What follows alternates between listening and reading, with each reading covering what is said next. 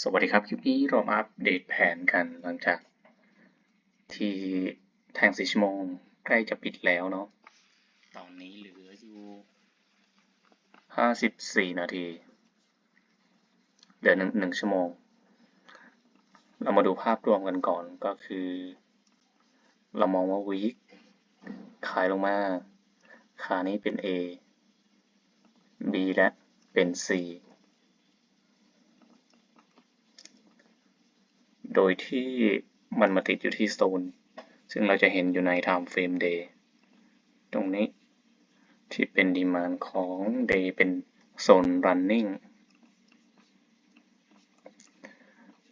พอเราดรอปมาขา A ตรงนี้เราจะเห็นว่าคนที่เป็นเจ้าของสวิงส่งมาทำโลเนี่ยก็คือคนนี้เลยเป็นตมส่วนรวมสีแดงของ Day ส่วน B มา C ตรงนี้เป็นรวมเทา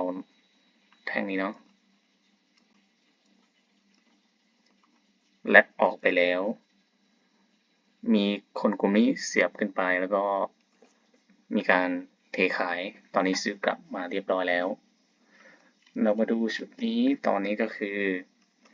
ถ้ามันจะขึ้นก็คือ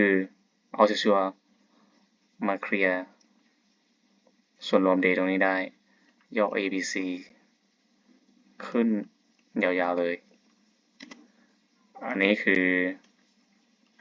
ภาพรวมของ Day เนาะแล้วก็มีตรงนี้จะเป็นต้นทุนเป็น Supply ของ Day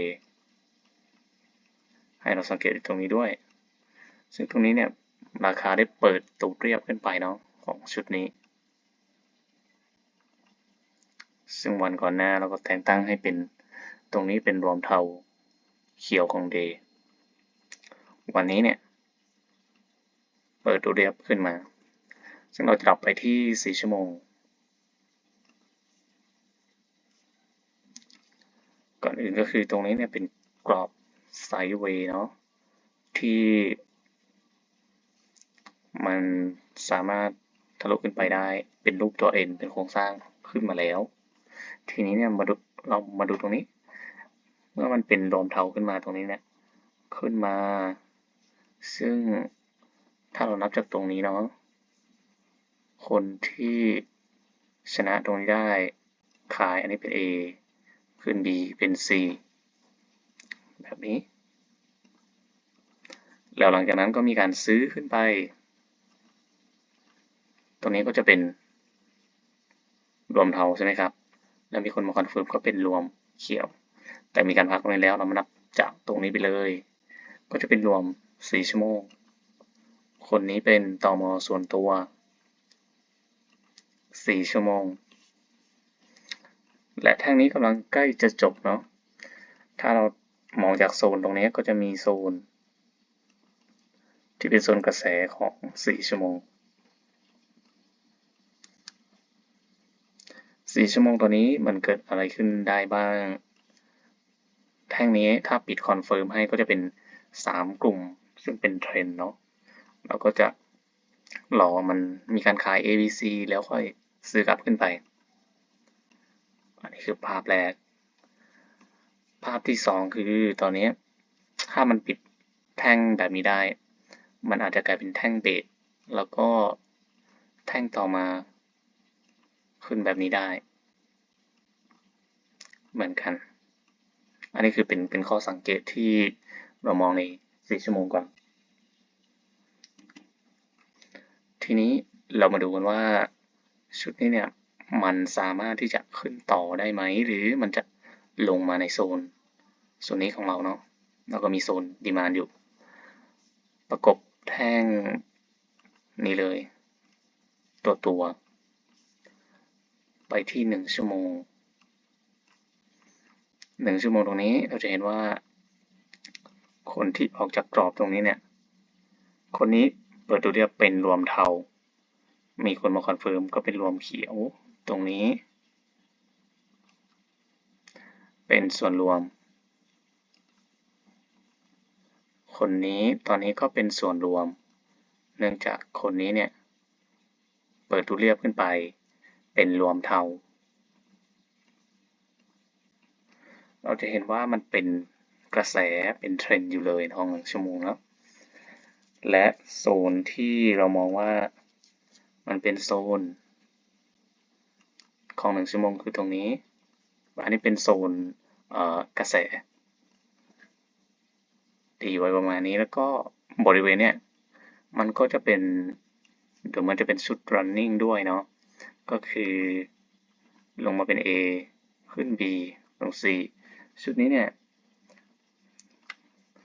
จะมีความสำคัญก็คือมันเป็นโซน running ถ้าราคามาจุดนี้นั่นก็คือเป็นจุดที่มีโอกาสที่จะเด้งมากเลยเพราะว่ามันเป็นจุดที่รวมเงินกันใหม่ตรงนี้เนาะได้โซนมาแล้วก็คือมีโซนของ1 ชั่วโมงโซน running แล้วก็โซนของ4 ชั่วโมงตรงนี้ทีนี้เนี่ยคนที่ขายลงมาตรงนี้เป็นตม.รวมเทาแดงของ1 ชั่วโมงเสียบคนนี้ออกไปแล้วเรามองว่าตรงนี้เป็น A ได้เลยเป็น A เดี๋ยวรอ B มา C เนาะซึ่งภาพของมันจะเป็นไปรูปแบบไหนได้บ้างลงมา A อาจจะขึ้นเป็นสตรอง B เนาะแล้วลง C แบบนี้แล้วเราค่อยหาจังหวะที่จะเข้าเทรดคลาสซี่นี่คือภาพแรกภาพที่2ลงมาเป็น A แล้วหรือA อาจจะยังไม่จบอาจจะลงมาอีกได้อีกเนาะก็จะเราให้เป็น A B C แบบนี้เข้าโซนของเราแล้วค่อยหาจังหวะที่จะคอนเฟิร์มคลาสซี่ลักษณะนี้อาจจะลงมาที่โซนของ1 ชั่วโมงเนาะหรือ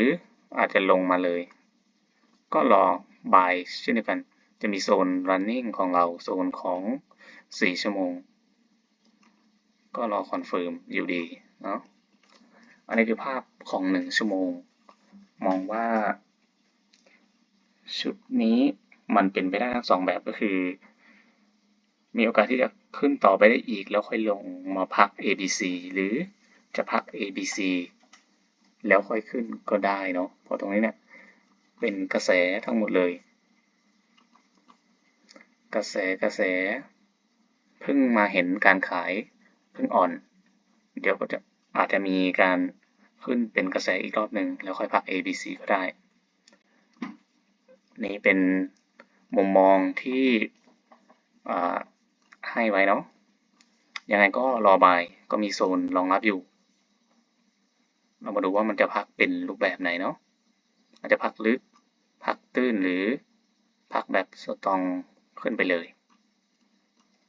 สำหรับคลิปนี้ก็มีประมาณนี้ครับขอบคุณครับ